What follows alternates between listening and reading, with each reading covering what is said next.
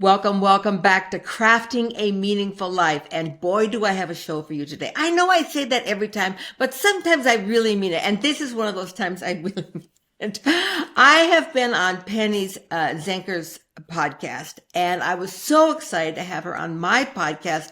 So please welcome with me my dear friend, Penny Zenker. Welcome to the podcast, Penny. Oh, thank you for having me. I'm really excited to be here as well. Well, we have lots to talk about with Penny today. And one of the great things about Penny is that she has written a book, so that you have a book that you can click on in after the show. There's all those links. You can actually find her book. And we're airing this show just before New Year's Eve. Now, most of the time we do this and we try and make them very evergreen. But since this is first being released here, I want you to know that if this is the year that you have thought to yourself, okay, I'm done with the New Year's Eve resolutions, and thank heavens we should all be done with those. But what if this is the year you want to say, however, I don't want to make a New Year's Eve resolution, but I want to reset my mindset. Guess what the title of her book is? Reset Your Mindset. Wow! Penny, let's start with, tell us a little bit about yourself. I know when I read through your bio, it called you a focusologist. That's right. Okay, so let's start there. Tell me How what many a focusologist Focusologist do you know? None. You're just one. Oh, that's super cool. Well, I'm on a movement to help us all be Focusologists. So it's just me, I created it myself, this funny word, but I created it because, we are in a focus crisis, right? There's no doubt, right? Yeah. We now have less attention span than the goldfish. I don't know who did that research, but supposedly that's the case. That's right. They can stand and look at something for a long time, whereas we just it's definitely this. This has played this huge piece in our lives now. That we just want information, pictures, photos, coming at us nonstop.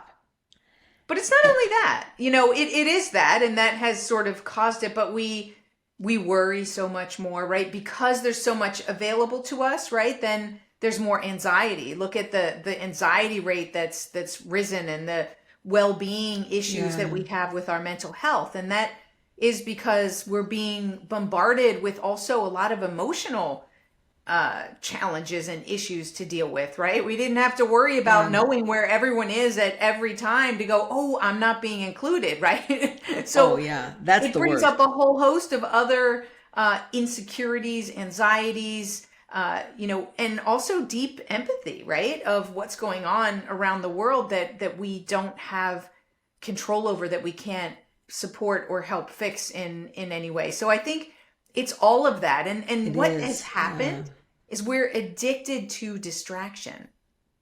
I say in my book, it's like sugar, right? The more you have it, the more you want to have it. And so the more we distract ourselves with things, the more we, run to the refrigerator, even though we're not hungry, or, we know those distractions and the things that we do.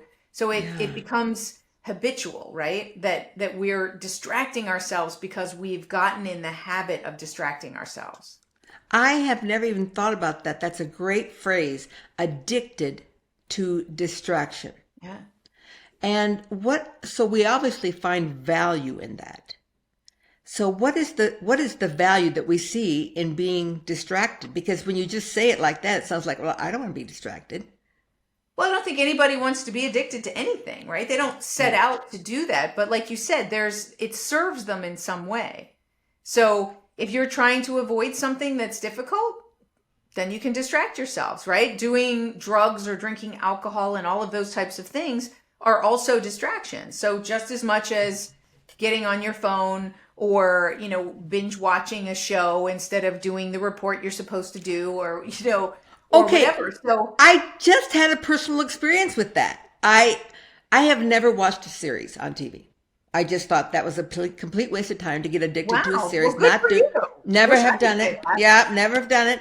And the other day, my husband, we were looking through some of the Netflix things. He goes, "Oh, look, this looks kind of good." And I go, "It's a series." And we always just go right by it. But then we watched the trailer and I thought, okay, maybe, let's just see what we think about the first episode. We binged watched for 1 week every night and more episodes. Right? Sucks And you in because they and ended on the cliff, like the hanger where you're like, oh, I there gotta was know an what happened. explosion. Who died? This kind of stuff like, oh, what do you mean the president had a heart attack? Just kind of crazy.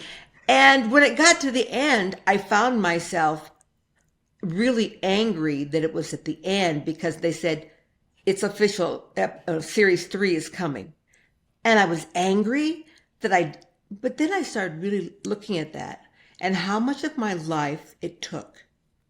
And I was addicted to that distraction because I had so many things on my plate that week that I could have been doing. Right. And instead, I just allowed it. I'm not going to watch season 3. I've decided. Okay. I can just leave it that the president had a heart attack and and it's not real life, so I don't have to watch. Well, here's how that mirrors and parallels everything else, right? Is when you distance yourself a little bit from it, then you can go, okay, I don't need to watch it, right? You have more control over yourself and more willpower and more ability to be more intentional. But setting those boundaries when you're getting emotionally sucked in, and it's not really our fault. I mean, Right. they're designed with the music and the storyline. Absolutely. Yeah. Totally sucks you in. So we have to go into anything that we do in our lives with more intention, more than ever. Intention and systems to support our intention are absolutely essential. And that's sort of what the idea of being a focusologist is to control and direct your focus, meaning the energy of your thoughts, your feelings, and your actions towards a positive, meaningful result. So when you say, okay, I'm going to control and direct it, that means you're going to set boundaries. And before you even get involved in these shows, like I have to say 1 episode.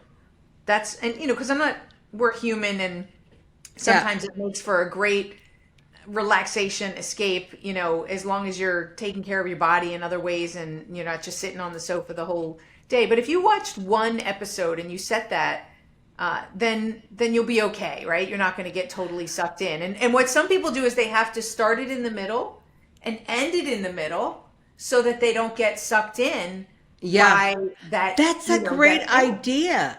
And what I discovered, Penny, was that we watched this just before we went to bed, and it was always a cliffhanger. So my nervous system was elevated, and then when you lay down, you're like, "Mom, I wonder what happened." And it's a TV show. Your mind is going everywhere. Like, oh, it could have been this or it could have been that. Who did it, right? And yeah, it's crazy. So I've decided if we watch season 3 when it comes out, we're going to do it at the first thing we watch, and then we have time to do something at the end, like, the Great British Baking Show. And, that's just a little bit more, not like, That won't keep you up at night learning how to make a pot It won't keep me up pie at or night. something Yeah, like that. no, it won't, because I'm a chef, so it won't keep me up. I know how they finished it. All right, let's talk a little bit about your book and about the reset mindset, because I think people are in this phase and they would love to have this opportunity. And you give 3 really clear steps in the process, and then we'll elaborate on those. So let's talk a little bit about your book and your why for writing the book. Okay. And then what the steps are. Okay, I would love to. Well, the why comes back to the Focusologist, is that we need strategies. And during the pandemic is when this really came up. I actually set out to write a different book. And I set out to write a book about the 80-20 rule and how we can live the 80-20 rule. And because it just helps us to stay focused on what matters most. And I have a story in my life that, brought that to my attention. So where I'm constantly asking myself, what's the 20% here that's going to make 80% of the difference? But what I realized is the 80-20 rule is just one of many tools that we can use to reset. To the 3 steps you were talking about is to step back, to get perspective, and to realign. And so it could be a question that we ask ourselves that helps us to step back and detach emotionally, like we were talking about in the show, right? Detaching a little bit so that you're not like, gotta have Hello. it. Yeah. But that goes for all of our emotions, right? When our emotion is high, our intellect is low. So for us to take back control, we have to reduce the intensity of some of those feelings so that we can get perspective. Maybe we're over judging that it's much worse or much better than it actually is. So let's step back away from it. Let's get some perspective and look at some different options and what's really going on here, and then realign around what matters. And there's so many different types of strategies that we can use that I realized what I do is this 3-step process. That's how I coach people when we're Sure. talking about when they get stuck or they're looking to reach an impossibly big goal. It's always around, okay, well, let's step back and look at it. And maybe it's not as complex as it seems, right? Has anyone done this before, right? So we sort of break it down into these 3 steps. But they have to be accessible at any time when you might need them, especially when emotions are high. So in my head, it was kind of like, I don't want to give my age away. I don't think that they do this anymore and talk about this, but when there's a fire, what do, Mary? Yeah. You scream fire. Yeah, or you stop, drop, and roll. I don't know. There Oh were a yeah, whole that series of sure. commercials. I don't remember how that was like embedded into stop, drop, and roll, right? And Yeah. scream fire. But so it was kind of like that. It should be something that rolls off people's tongue, that is intuitive. And I found that we do this intuitively. These 3 steps we'll do intuitively when we take what I call a reset moment. You mentioned earlier, right? We all need a reset.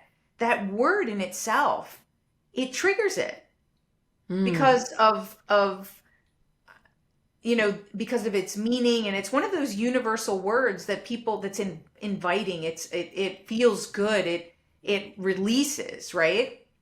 Yes. And so it intuitively allows us, when we're going to reset, it intuitively helps us to step back away from the problem or the challenge or the thing, the discussion that went wrong or whatever it is, and then get some perspective, Yeah. just from that little bit of distance, and then see, well, what's our best next step here? That's what a reset is take what we learned from the past, but don't get stuck in it, and start fresh with that knowledge so that we can make better choices going forward. So when we do this over and over again, that's how we build a reset mindset. It becomes intuitive way that we live our lives, and it is so freeing for us emotionally. Yes. Even just saying, I think you're right, just saying that word, okay, let me reset. I Right? was instantly aware of how many times I do that in a day even. And Right. It the was first unconscious first before, right? it's a breath in and then it's the breath out. That's right. And that is how I reset. You just get a moment to stop, drop the emotion, Hmm. and then roll into the next thing. You're absolutely Exactly. Exactly, right? So, yeah. and we have these practices that we do or we've done in the past, and sometimes we, like when the pandemic uh entered into our world, like I had a lot of great practices, but it was weird because some of the things that really worked for me, I dropped. I stopped doing them. I don't know why. And they were Ah, useful.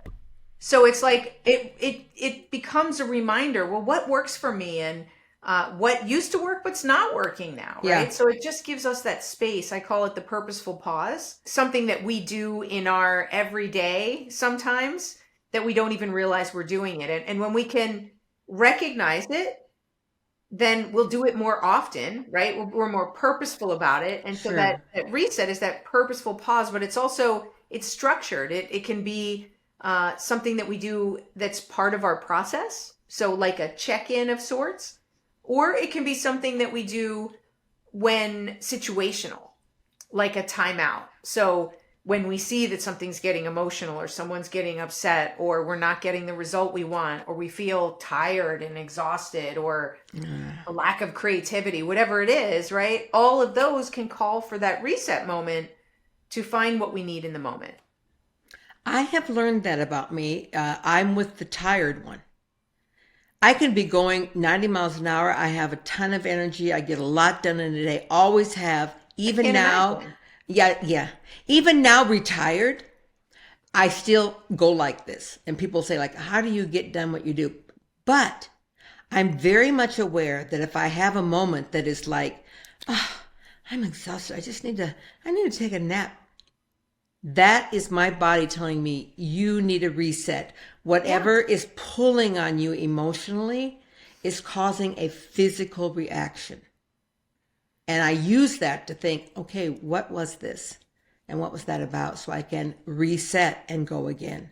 Yeah. Exactly. So you've kind of trained your mind over time to recognize those signals, whether it's a physical, recognition or Yeah. an emotional recognition, right? And then you ask a question, or you slow down, you take a pause. And that's what we need to train ourselves to do. Those are signals. Like, it doesn't mean push through. I'm exhausted. Okay, let's just push through. It might mean More it's time to go. 5 hour energy. Right. I don't think so. It's probably a good time maybe to take a walk or to go Yeah. outside. Also to mix around what you're doing. Sometimes it requires just a change in environment. Like, love picking up my laptop when I'm tired and bringing it in the other room, and it's sunnier in there, and all of a sudden I have a different perspective on things. And, Yeah. either I can keep doing what I'm doing there, or I just close the lid and go for a walk, or, do something else. So, what are some of the other things that people experience when they are needing a reset so that they can recognize, oh, this is one of those things Penny was talking about. I probably need a reset. What would some of those things look like? I know for me, it's I'm all of a sudden exhausted, but what would some look like? Well, it could be you're frustrated, Ah, right? It could just be a simple frustration. Usually, a frustration means that your expectations aren't meeting the circumstance, right? Or so there's something that's a great time to step back and to get some perspective. What's yeah, happening here? What am I frustrated about? Is this important? Like, does it deserve this amount of energy? I don't know, right? The question that you might ask might be different based on what the circumstance is. But when that frustration comes up, or maybe it's sadness, or maybe it's, right, all of our emotions are there for a purpose. And I right. was just reading a post that someone did on LinkedIn that talked about bad emotions. That there are no bad Yeah, emotions or yeah. good emotions. They're just all They just emotion, are. Yeah, yeah, yeah, right? And maybe some we like more than others. But they're all signals, even good emotions, like signals that I like this. This is good. This brings me joy. This makes me happy. So recognize that. How can you feed that more and do more of that? And when something is making you sad, understanding it, calling it yeah. sad, naming your emotions and understanding where it's coming from so that you can learn from it. I'm a firm believer that when we learn from emotional circumstances and situations, that the emotion that's attached to that circumstance or situation will actually be released. And of course, Ah, you can't change what happened, but you can detach it from feeling extremely angry or ashamed, or right, or any of those things. You can say, well, I learned from this, and so this is what happened, but this is what I learned, and this is how I do things now, or whatever. mm, So that's a value, right? So that we yeah. recognize those as signals. Yeah, I really like that if we can tune into what those signals are. For me, it's very easy for me to tune into my physical signals. My body lets me know like right away, oh, my tummy hurts. Hmm. Why is my tummy hurting? I have a headache or on my back, And Right. so any of those things can be an opportunity for me to reset, to take that breath and just look at. And really, I only need now, I'm pretty good at this, about 10 seconds to say, oh, okay. Yeah, Hmm. I've been thinking all day about this phone call that I have to make. And to the point now that I feel nauseous and I'm an upset stomach and I think I Hmm. need Tums, as opposed to like, why don't I just make the phone call now and then that upset stomach will go away, and I don't need Tums at all. So let's Right. just do it now. Yeah. And then do it. Yeah, Yeah. absolutely, right? See it as for investigate, right? That's the process is to recognize it, and like you said, 10 seconds. As soon as it comes Yeah. up, you're like, okay, what's going on here? And so it's a way for us to tap into our intuition, to our emotional intelligence, and just make things easier for ourselves. I mean, hello, Yeah. does anyone want to make things easier for ourselves, or should we continue to make it more difficult, right? Like now you have a stomach ache and you've got something that you don't want to do. Now it's piling up, right? I think that's absolutely right. But sometimes, Penny, sometimes we do want to make it more difficult for ourselves. Sometimes we have this mindset of that life is meant to be hard and it's supposed to be difficult for me. To people who are kind of stuck in that life is hard, and they wake up thinking that every morning, another day, another shit show, blah, blah, Right. For people, or they go to bed thinking that, I'm glad that day's over. I Right. guess so those people who think that life is just meant to be hard, how do you address them? So there's a couple different reset practices that they could use. Like first thing I might ask them is, can you remember a time when life was easy? Ah, So maybe it's just been a while and they're just not connected to it. So what was present when life was easy? Let's just kind of, go back to a time when you felt easy, and then at least bring ease into the body so that then they feel and appreciate. So that's one way, right? Is we can remember a time when we did feel that, or could we imagine what it would feel like right now to if life feel were like things easy. are easy? What if things were just easy? Yeah. And what would need to happen in your life to make things easier? So sometimes it's just we're not doing the exploration because we're emotional, right? And so if we meet with that emotion and just put it aside for a second, like what if we just took that complexity and that hardness and we wrapped it up in a ball and we put it in a box just for a moment, right? So anyway, that's maybe my neurolinguistic programming side coming out. But simple questions Yeah. can help us to step into a different place, to future pace what it would look like in the future when we achieve this thing that we're looking to do. But it could also be as simple as something in the most difficult time of my life, without going into it, sort of many things were falling apart at once, because that's sometimes what happens. And I started a gratitude journal. So I had somebody, a friend of mine said, oh, you should write down everything that's going wrong in your life. Write it down in your journal. And I thought, ew, that sounds, I don't that think I sounds would like it's like just going to that. Yeah. depress me more. Yeah. Yeah. And what people don't realize, and I'm not against journaling, but I think if we talk about something over and over again, that's, all the negativity and all that's wrong and everybody that did me wrong. And if I were to write that down, I'd be full of that. Yeah. And I'm not saying to push it down or push it away, but I decided, because both are present at the same time, I decided to do the opposite. I was going to take a moment before bed and when I woke up in the morning so that I could focus on 3 things that I was grateful for.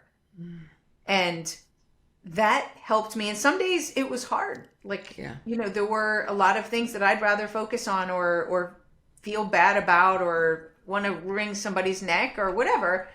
But I chose to do that. And then all of a sudden, the more that you look for gratitude, the more gratitude you feel and you see, right? So, whether it was the laughter of my children, right? That I could remember that moment, it's like taking little snapshots of that laughter that just makes you laugh as well. Or maybe it's, the changing colors of the trees and how beautiful it was to walk down, just my neighborhood street.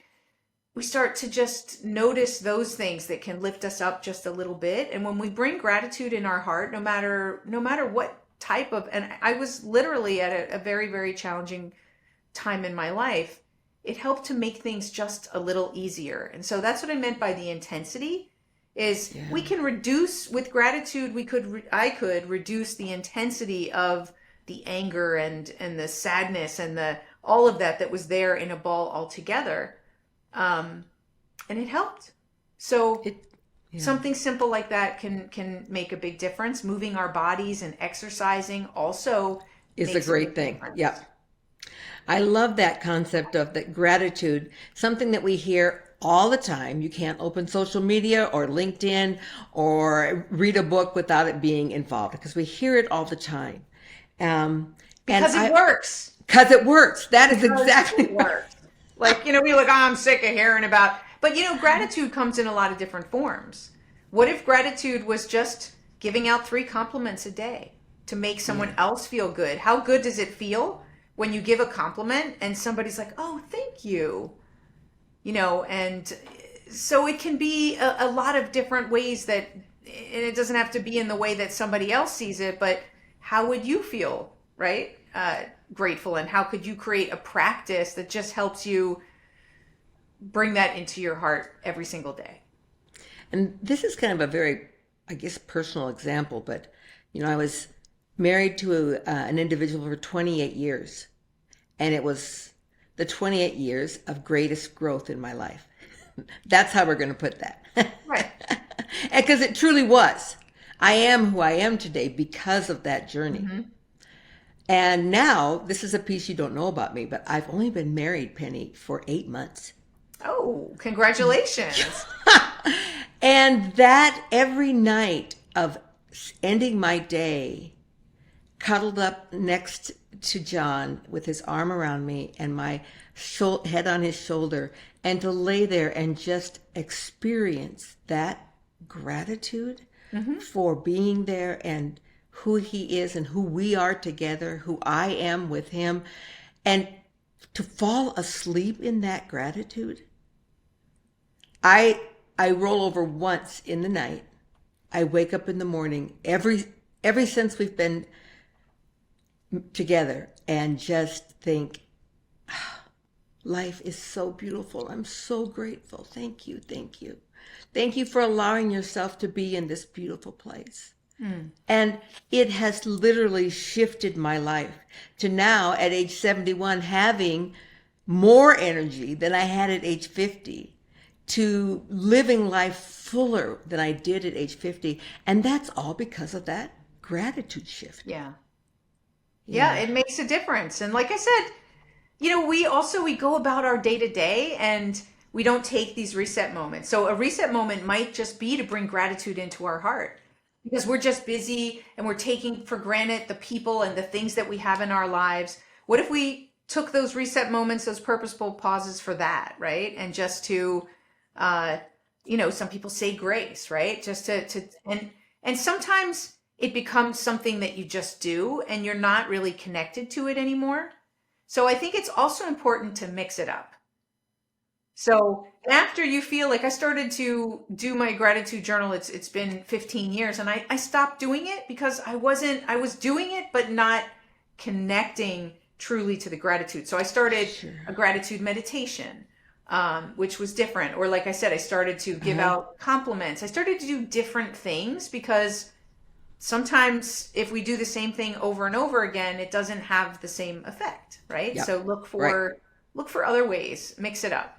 I've been only married, by the way, only for 2 years myself.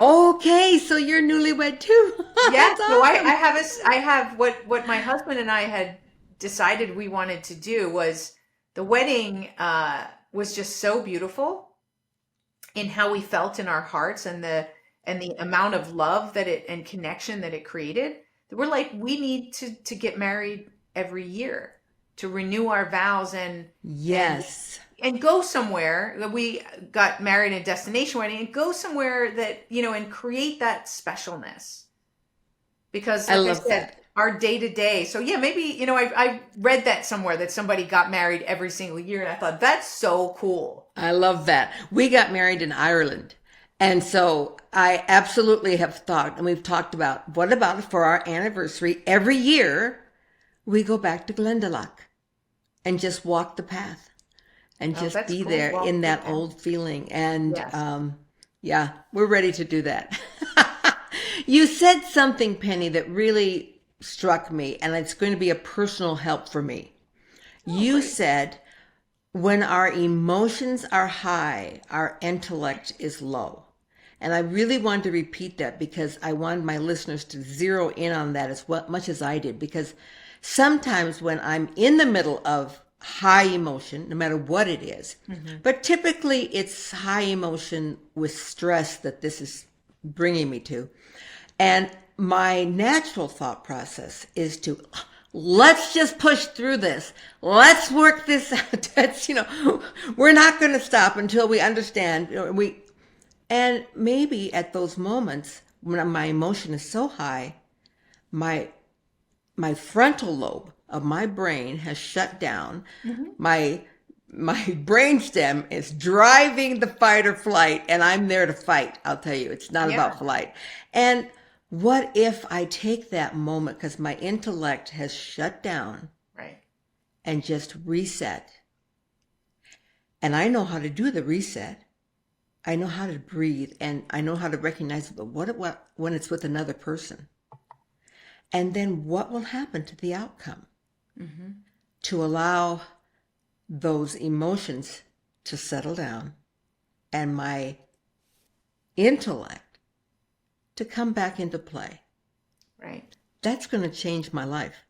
That's awesome. Well, I love it's that. changed mine because it's helped me to have more deep and meaningful conversations and be able to have those conversations. I actually, if there was any type, I'm a very sensitive person. A lot of people might not think that or know that about me, but like, I just watched a preview of a movie and I was bawling and I love with my that. mom and my cousin, and they're like, "What is up with you?" And I'm like, "It just it touched my heart, and I Yeah. can't like." Yeah.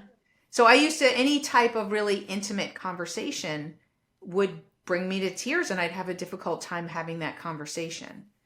And so it was really important to me to be able to manage my emotions in such a way so that I could have the conversations, that I could, not be in fight or flight or tear or fear. Yeah. Yeah. Yeah.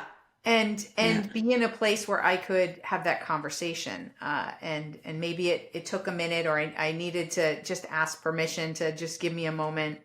Um, and whatever you need to think about or do, it's good to step away sometimes from a conversation. I have a family member who will fight to be right, no matter the cost, and has sometimes, there's things that you can say in the short term that will have a negative long term impact. So sometimes it's better to see the bubble, right? And that's why these reset moments, at first you're going to recognize it after it happens, go, I shouldn't have said that.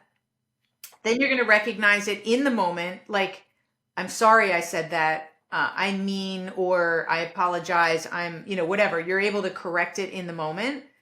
And the more that you do it and you become that this is part of who you are, you're going to recognize the bubble that shows up in your head, that thought, and you're going to say, that's not going to help me here. That's not going to help the situation. And so I'm Yeah. going to find something that would be more productive. You can feel it and you can recognize that you feel it, but you go, that's not going to help. Yeah. I still need to be right. I love That's that. probably one of the greatest growth is through my first divorce. And maybe it was sooner than that. I'll have to think about that. Is I let go of needing to be right. And that has Yeah. changed my life. It actually changed John and I's lives. Just actually fairly recently, we were making the bed, and he makes his side. We pull up the covers together, and I had a way I wanted the bedspread. And he goes, "Okay, I got it, I got it, I got it." I said, "No, you don't know how I want the bedspread. Let me show you." He goes, "No, I've got it, I've got it, I've got it." And he just kept moving forward. And finally, I said, "John, you don't know what I want, and you're not listening to me." And I just walked out of the room. I was like, I need a reset. I was only gone for 2 seconds. I turned around and came back. And I said, sometimes I feel this way, like you're not listening to me. I just want to be heard.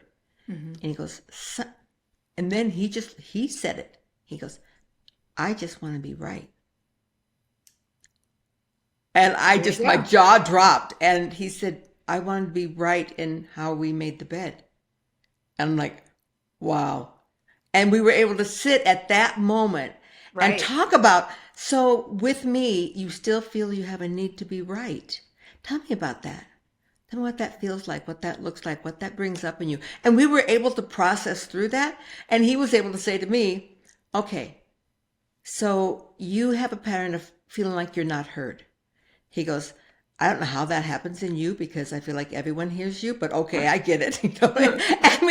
And it was magnificent to take that reset moment Yeah. and then let the emotions come down, and we were able to use our intellect.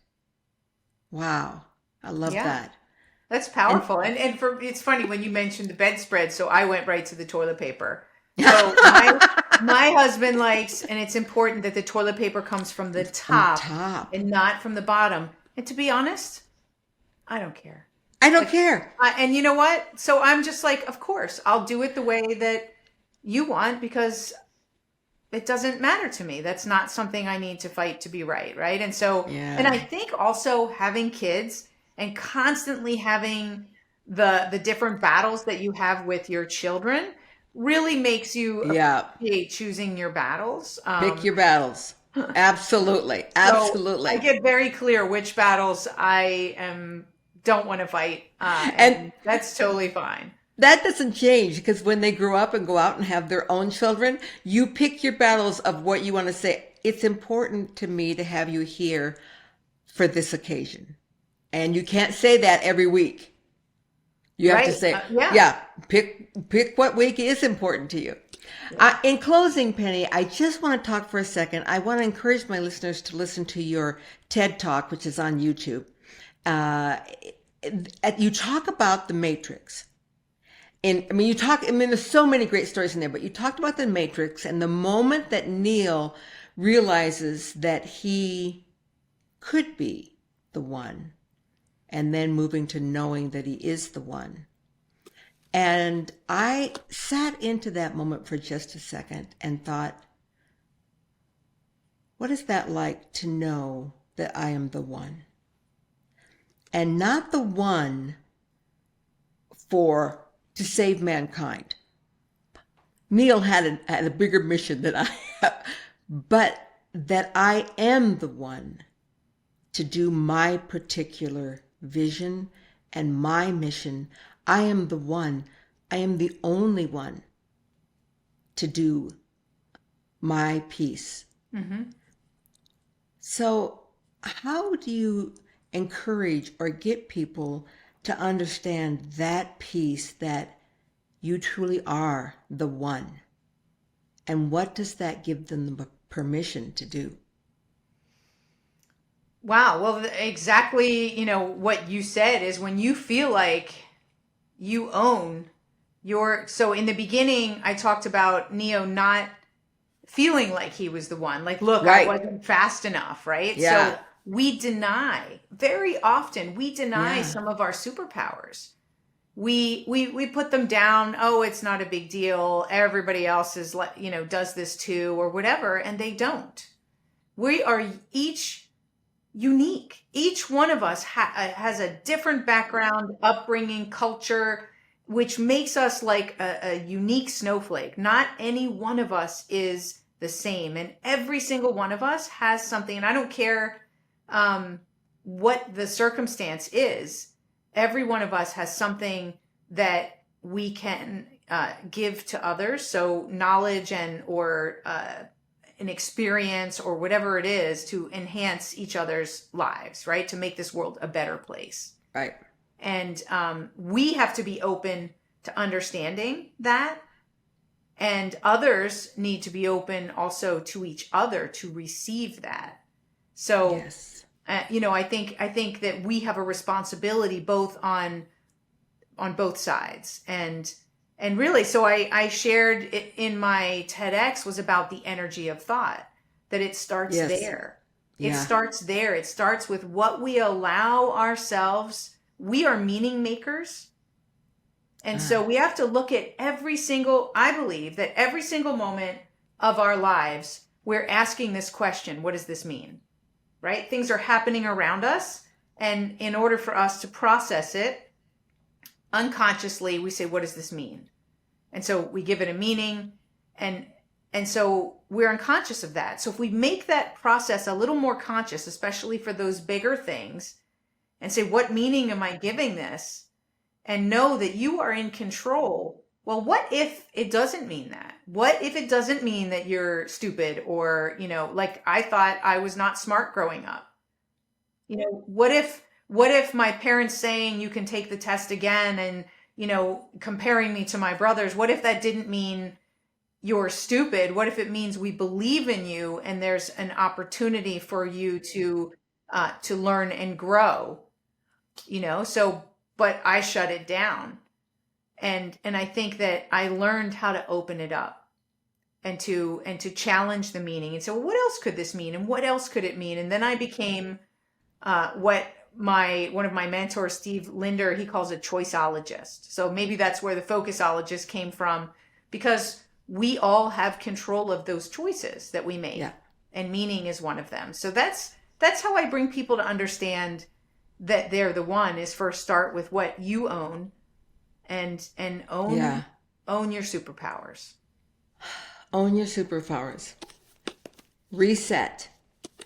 Listen to your TED Talk. You have so much to offer all of my listeners, and I really hope that all my listeners jump on to following you and reading about you.